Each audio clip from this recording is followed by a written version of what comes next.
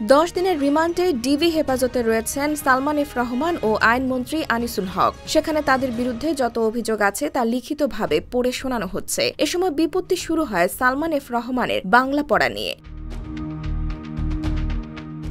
তদন্ত সংশ্লিষ্ট সূত্রে জানা গেছে, শুক্রবার দিনভর ডিবির শীর্ষ কর্তারা সালমান ও আনিসুল হককে জিজ্ঞাসাবাদ করেছে। জিজ্ঞাসাবাদের সময় সালমান এফ রহমানের বিরুদ্ধে ওঠা অভিযোগগুলো বাংলায় লেখা ছিল। এ সময় সালমান জানান, তার বাবা পাকিস্তানে ব্যবসা করায় ছোটবেলাতে সেখানে ছিলেন, এ কারণে তিনি বাংলা পড়তে পারেন না। তখন সাবেক আইনমন্ত্রী তাকে পড়ে শোনান। পরে সালমান এফ রহমান কোর্টে সাবমিট করা কাগজে স্বাক্ষর করেন। নিউ মার্কেট এলাকায় পথচারী শাহজাহান হত্যার বিষয়ে জানতে চাইলে তিনি বলেন, তখন মার্ডার হয়েছে, কারা নির্দেশ দিয়েছে এ বিষয়ে কোনো কিছুই জানেন না তিনি। সালমান এফ রহমান তার কর্মকাণ্ডের জন্য অনুতপ্ত না বলে জানান জিজ্ঞাসাবাদে সংশ্লিষ্ট এক কর্মকর্তা। এ সময় নিজেকে নির্দোষ দাবি করেন তিনি। জানা যায়, জিজ্ঞাসাবাদের সময় স্বাভাবিক ছিলেন সালমান এফ রহমান।